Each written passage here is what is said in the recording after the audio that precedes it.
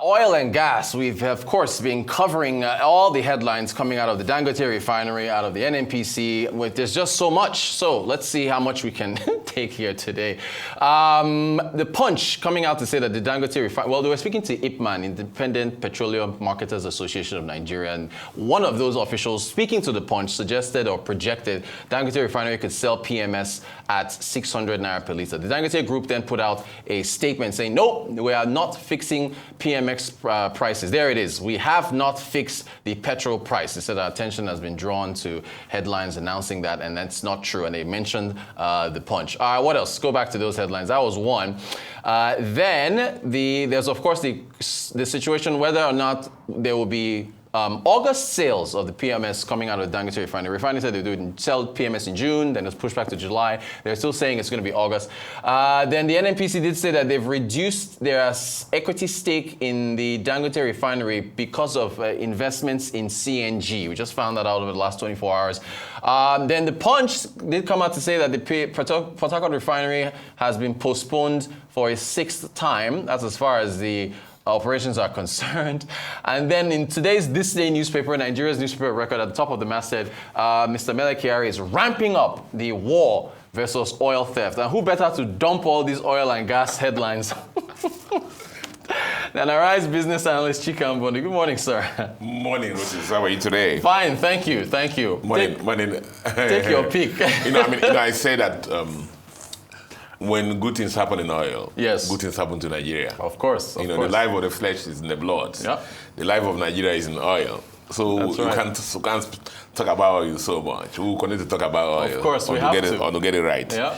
And unfortunately, our brothers in an MPC, have a very light skin, and they don't take criticisms or our comments, very, take it to heart and then focus on the message instead of the messenger. Right. Right. But we'll keep talking. But let me start from the Dangote Refinery, because even though there was a press release, actually what happened was that, I'll give you one story. When we were in University of Ife, we had these bookers, restaurants that we used to eat. And I think the food was about 100 naira in those days. And then one time they demolished it.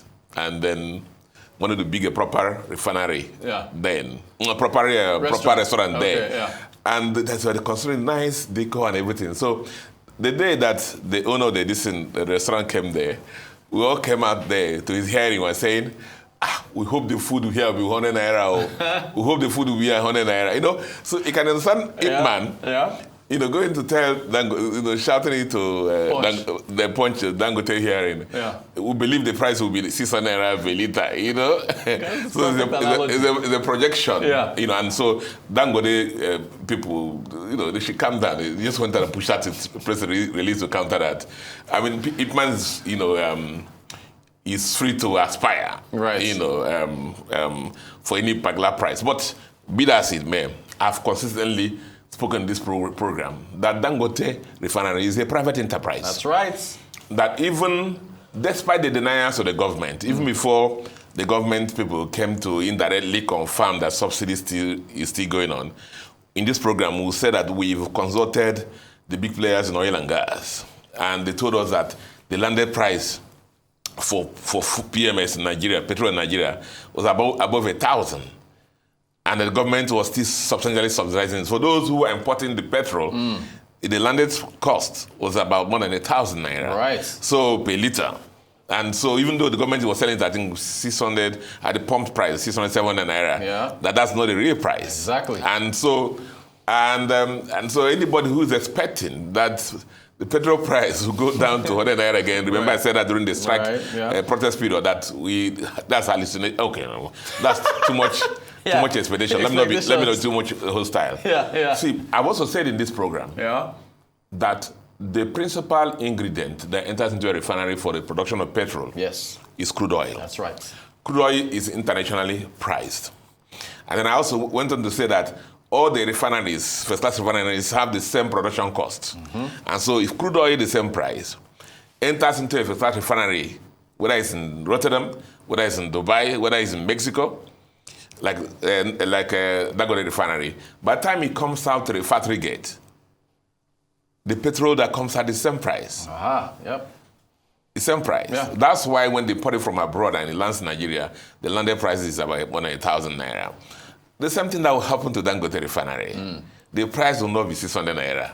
It will be more than that. Right. But you see, what do we gain? We gain reliability of supply. Yeah. We'll gain quality.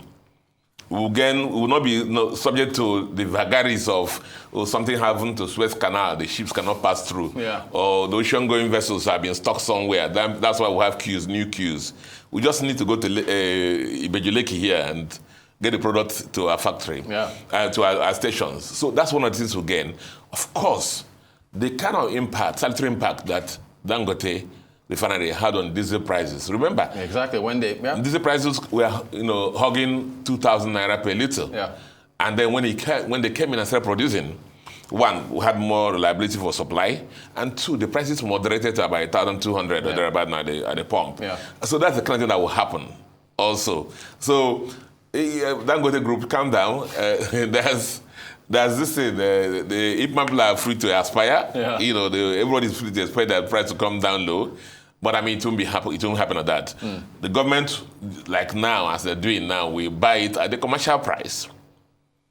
Right. It landed at commercial price, more than 1,000, and decide to sell it to the citizens at 600 naira, 700 naira the pump price. Yeah. So they're subsidizing it. So while replacing imported petrol, we locally produce petrol. But the things we gain include the fact that the supply will be more reliable. Yeah. There'll be more certainty, better quality, and then, of course, there'll be some savings in logistics. So the prices will moderate, but not as drastic as that. And I tied that into the Port Harcourt Refinery. And, I mean, they tell you that you always be judged with what comes from your mouth. Exactly. You always be judged with what comes from your mouth. And so, for example, if you tell me you're going to marry this year, God. I didn't force it out from you. Right, I'm the one who said it. You're the one who said it. And then, you made me that promise several times, and you keep moving the deadline. Yeah, I mean, I'm free to remind you. Of course, this is what you said. This is what you said. Yeah. So the NNPC people should calm down also, because they have nobody pushes them. They will tell us. They started by telling us. You saw the video when the NNPC MD was wearing that funny cap. Yes. Where he came down in 2019. That cap was very funny, really. And he came out there to talk about the fact that he was going to be ready before Baba Buhari's. That's right. Yep. It didn't happen. Right. Oga has come to power. He goes on to say, 2023 November, 2023 December, Q1 2024, April. May. Every time in August. We're not, so August has not ended. See, I promised my daughter something to get back to her on Wednesday. That's before Wednesday. Yeah. But 12 noon yesterday, she said it's before Wednesday. I said no. Before Wednesday is 1 minute. No, 1 minute over. It'll be 1 minute to do this. Rotus, please give them, cut them some slack. Some time. August remains at least halfway. We'll see halfway, and so they can perform the magic and the miracle. Yeah. But if that doesn't happen, I think they should just go introspect. Yeah. Go back and do proper project management. Look at all the critical factors. I'm an engineer by training, so I understand some of the issues. Yeah. Why they may be overrun. After all, Dangote Refinery, they didn't just start. There were a lot of postponement. Yeah. It's a factory. You can run and test. Remember, the Port Harcourt Refinery is an old creaky lady, and that you can patch here, it will leak there, patch here, leak there, so until it becomes perfect. So they're going to test. But it should be transparent and be sincere to Nigerians. Yeah. And stop playing to the gallery. Yeah. And just come and tell us, this is what it is, 2050, like I said last time. If this is 2050, just let us know. Let us know, I think I just leave it at that. Really quickly, just about a minute to go. The oil theft, I mean, the headline is that he's ramping up the war on oil theft. No, but you said it, I screamed and shouted myself, I said, declare this emergency in this, and state of emergency. State of emergency oil. Yeah. And I think he did it last month, and he's fighting, and we should ramp up to 2 million barrels per day. Minimum. Yeah. And then, because you see, I think I read that what we use in local refineries does not count towards the OPEC quota. Right. So we can meet our OPEC quota, and every time we'll see meet our local refineries, and then things will improve. Dollar rates will be better. Nigerians will start flying and traveling again. Our reserves will move higher. Exactly. And a lot of prices will moderate. You know. We hope to see it. Arise Business Analyst Chika Mbonu. Thanks for taking us to the oil and gas headlines. Appreciate it.